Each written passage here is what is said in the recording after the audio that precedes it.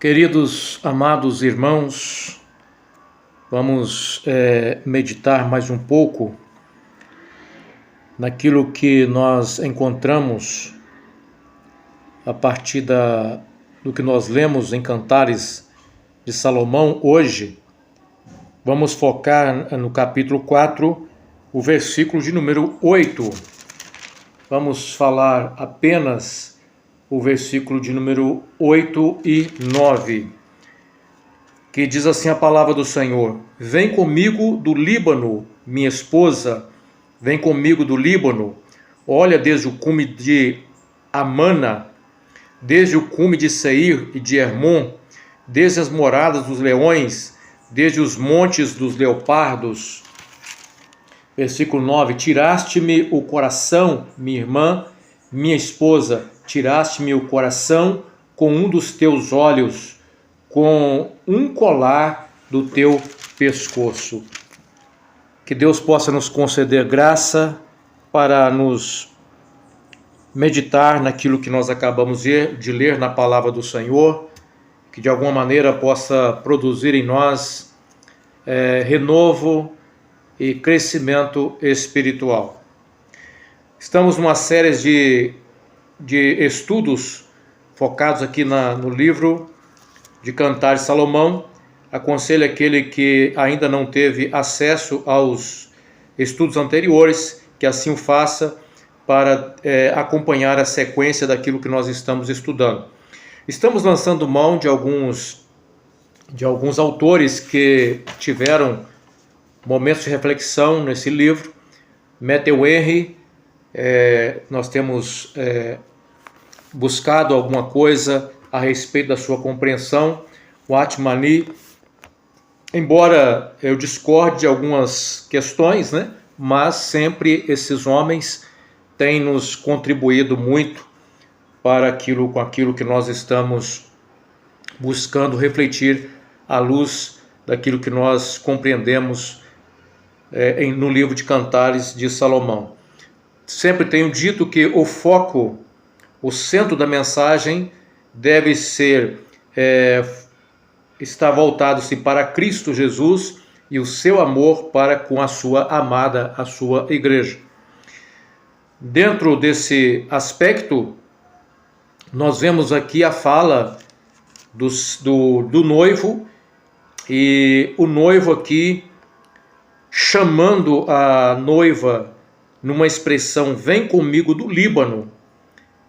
É um convite que o noivo faz, e é interessante que esse convite, esse chamado "vem comigo", ele é repetido diversas vezes no livro de Cantares de Salomão, o que demonstra para nós que a paciência que Deus tem para com seus servos, onde Ele está sempre insistindo nesse chamado para que os cristãos possam, por amor,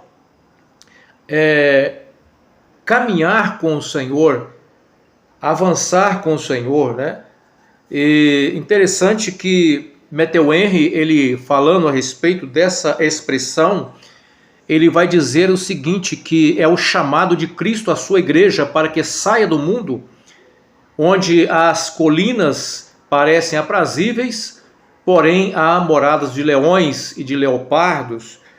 Então ele coloca aqui esse chamado como um chamado do Senhor para que a igreja possa sair do mundo. O Atmani fala das circunstâncias, para que a igreja saia das suas próprias circunstâncias, para se envolver na circunstância que é do próprio noivo. Esse chamado insistente, venha comigo, como eu já tenho dito, o Senhor nos chama para caminhar com Ele. Caminhar com o Senhor é caminhar na direção dEle, é caminhar segundo a ótica dEle, segundo aquilo que Ele direciona, segundo aquilo que Ele aponta como caminho seguro para o cristão. Caminhar com o Senhor é caminhar na comunhão com Ele, é caminhar desfrutando dessa presença contínua do Senhor, junto com cada cristão, onde cada cristão possa ouvir a voz do seu amado, direcionando os seus passos. Caminhar com o Senhor é caminhar numa vida de intimidade com o Senhor. Não podemos esquecer que a palavra do Senhor diz que Enoque andava com Deus quando o Senhor o tomou para si. Portanto, a igreja que será arrebatada é a igreja que aprendeu a caminhar com o Senhor. É a igreja que não se prende ao mundo. Portanto, o convite insistente do Senhor faz parte dessa paciência e desse amor do Senhor para com a sua noiva, para com a sua amada. A igreja, ela pode viver segura, quando ela caminha com o Senhor. Mesmo que os leopardos estejam presentes, mesmo que os leões estejam presentes, mas aqueles que caminham com o Senhor, caminham com segurança, porque o Senhor protege o seu povo, o Senhor protege a sua igreja. A igreja que caminha com segurança, caminha com o Senhor, encontra segurança e está pronta para ser arrebatada. Mas a luta de muitos para se desprender totalmente desse mundo é grande. E é por isso que o Senhor está sempre insistindo com a sua igreja: venha comigo. Porque quantos ainda estão aprisionados nas suas próprias circunstâncias, naquilo que o mundo envolve cada crente na sua própria realidade, no seu próprio viver, no seu dia a dia. Alguns aprisionados e seduzidos ainda pelas coisas desse mundo. São servos do Senhor, foram alcançados pela graça de Deus, mas ainda insistem em permanecer envolto à circunstância criada pelo próprio mundo. Ainda aprisionado em alguns prazeres que já não deveriam fazer mais parte da vida cristã. Portanto, o Senhor insiste: venha comigo do Líbano. Como pode uma igreja imersa na graça do Senhor ainda encontrar resistência? Como pode uma igreja imersa na graça do Senhor ainda encontrar resistência? Porque é exatamente assim que nós percebemos a igreja dos nossos dias. Embora a graça de Deus esteja envolvendo os cristãos e muitos até imersos nessa graça, ainda estão de alguma maneira resistindo a uma entrega total para uma devoção mais sincera e mais íntima para com o Senhor. Mas o que faz isso? O que provoca essa resistência, senão a falta de maturidade? A falta de maturidade. É isso que às vezes nós percebemos.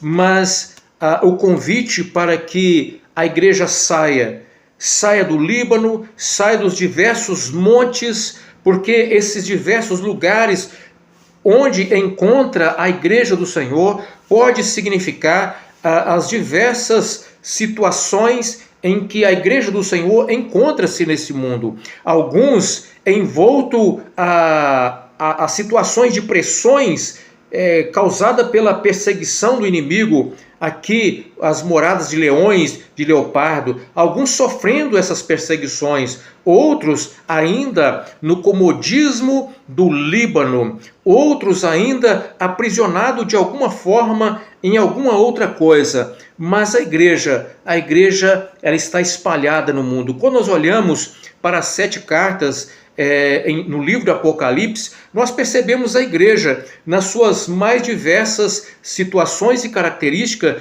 que uma igreja pode se envolver e pode se encontrar. A igreja do Senhor, ela é representada por aquelas 7 cartas, e as 7 etapas ali mostrando que a situação da igreja, ela diverge de um ponto para o outro, de um grupo para o outro, que forma a igreja do Senhor. Às vezes a ausência de maturidade em um aspecto, né? E às vezes a própria frieza do amor em outro aspecto, mas a igreja está espalhada nesse mundo, ainda sendo preparada para o grande dia da volta do Senhor.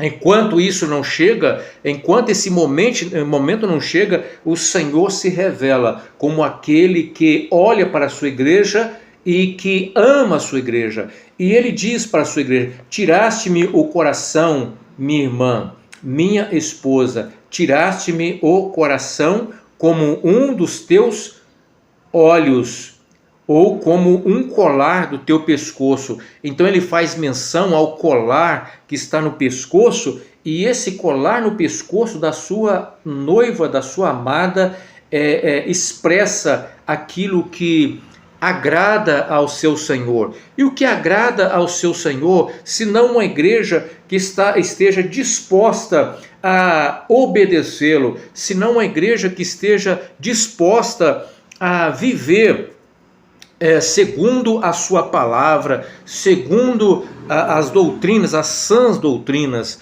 E quando ele fala, ele diz a respeito do colar no pescoço. Esse colar no pescoço, o Atmani vai fazer menção de que aponta para a obediência divina, que é tudo que o Senhor espera da sua igreja. É isso que faz com que a igreja seja amada pelo Senhor, quando o Senhor olha para a sua igreja e encontra nessa igreja uma igreja disposta à obediência divina. E ele faz menção desse aspecto quando nós lemos Provérbios, no capítulo 1, e falando da importância da obediência à instrução e à doutrina que o filho deve dar com relação à instrução do pai e à doutrina da mãe. Provérbios 1, 8 e 9 diz assim: filho meu, ouve a instrução do teu pai e não deixe a doutrina de tua mãe, porque diadema de graça serão para a tua cabeça e colares para o teu pescoço. Ou seja, a disciplina, a obediência às instruções, e aqui principalmente a obediência às instruções divinas, é que faz com que a igreja ela seja contemplada pelo seu Senhor como aquela que agrada ao seu Senhor. Por quê? Porque o Senhor agrada da igreja que esteja disposta a obedecê-lo. E então, essa é uma breve reflexão do que nós acabamos de ler aqui nesses dois versículos, onde o Senhor insiste em chamar a sua igreja. Talvez você que esteja me ouvindo ainda não saiu por completo. Talvez você que esteja me ouvindo ainda está aprisionado no mundo. Já é salvo, já foi alcançado pela graça do Senhor, um crente em Jesus já faz parte da igreja, mas ainda precisa de amadurecer, precisa experimentar uma intimidade maior com o Senhor. E você não vai viver e vivenciar essa intimidade maior enquanto você não decidir responder ao chamado do Senhor com obediência. Enquanto você não decidir responder ao chamado do Senhor e descer do cume do monte, descer da circunstância que ainda te prende, para se lançar a uma caminhada de intimidade com o Senhor. Andar com o Senhor é segurança para todo cristão, e o Senhor nos convida a andar com Ele, a caminhar com Ele, na direção dEle, segundo a palavra dEle, segundo aquilo que lhe agrada e não segundo aquilo que nos agrada. Que Deus assim nos abençoe, em nome de Jesus.